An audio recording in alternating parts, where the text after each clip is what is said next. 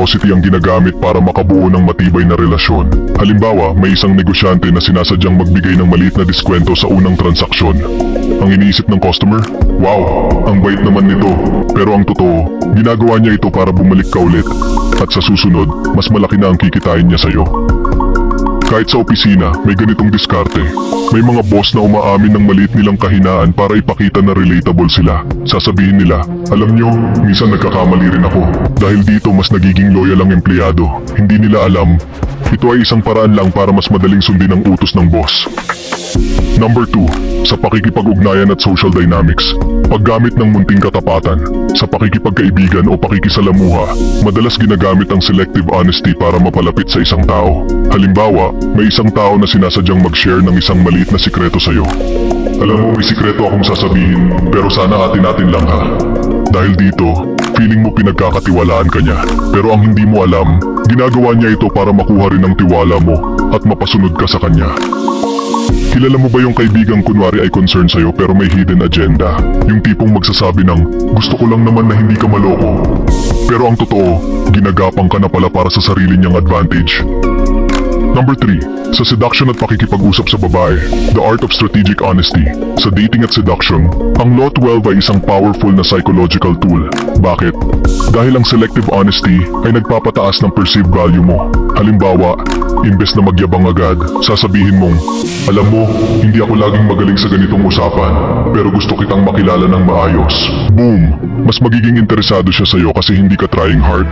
Nagmumukha kang authentic.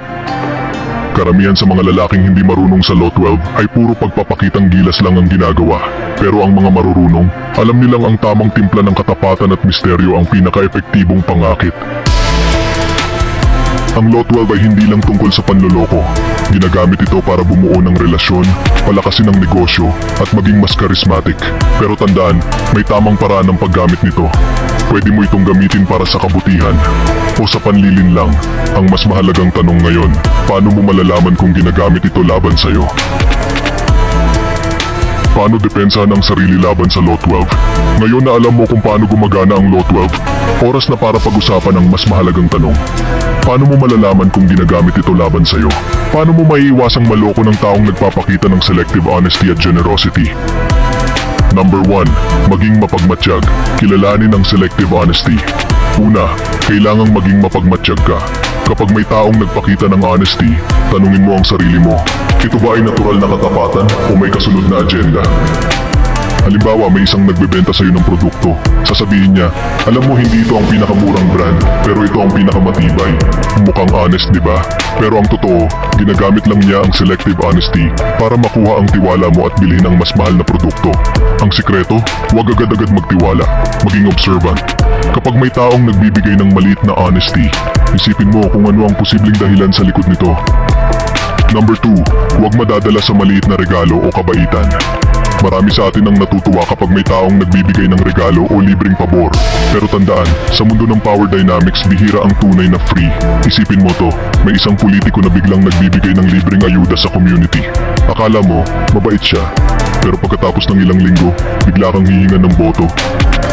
Kung may ibinigay sila sa'yo ng walang dahilan, tanungin mo ang sarili mo, ano ang kapalit? Number 3, hanapin ang tunay na motibo. Isa sa pinakamalakas na panlaban sa Law 12 ay ang simpleng tanong na, bakit niya ginagawa to? Halimbawa, may kaibigan kang biglang nagko-compliment sa'yo, ang galing mo talaga bro, ikaw na yata ang pinaka-reliable sa grupo. Tapos, maya-maya, biglang may ipapagawa sa'yo. Dapat mong malaman kung ang papuri ba ay totoo o paraan lang para mapasunod ka. Laging suriin ang motibo ng tao dahil ang taong may hidden agenda, laging may susunod na hakbang pagkatapos ng kanilang honesty or generosity. Ang Law 12 ay isang napakalakas na kasangkapan. Pwede itong gamitin para bumuo ng tiwala, pero pwede rin itong gamitin para kontrolin ka. Ang tanong, handa ka bang maging biktima? Hindi mo kailangang maging sobrang paranoid, pero dapat maging matalino ka sa kung sino ang pinagkakatiwalaan mo. Tandaan, hindi lahat ng kabaitan ay walang halong intensyon. Ngayon alam mo na kung paano gumagana ang Law 12 at kung paano ginagamit ang selective honesty at generosity para makuha ang tiwala ng iba. at kung paano ito nagagamit laban sa iyo. Sa madaling salita, ang katapatan at pagiging mapagbigay ay hindi laging tanda ng kabutihan. Minsan, ito ay isang taktika, isang paraan para pababain ang depensa mo, bago ka pa man mapansin na nilalaro ka na pala. Pero tandaan, hindi rin ibig sabihin na lahat ng tao ay may masamang intensyon. Ang tunay na power ay nasa kakayahan mong malaman kung kailan dapat magtiwala at kung kailan dapat magduda. Kaya mula ngayon, maging matalino ka. Huwag basta-basta magpapadala sa sweet words, maliliit na regalo o pagpapakitang gilas. Magtanong ka, ano ang tunay na motibo nito? Dahil sa dulo, ang hindi marunong magbasa ng laro, siya ang nagiging biktima nito. Ngayon, gusto kong marinig ang opinion mo. Sa tingin mo, kailan okay gamitin ang Law 12? Para sa sarili mong advantage? O dapat iwasan ito? I-comment mo sa baba at kung gusto mo pa ng ganitong content, subscribe ka na. Kita-kits! Sa mga next video, ito ang Rin Pinoy Vlog. Maraming salamat.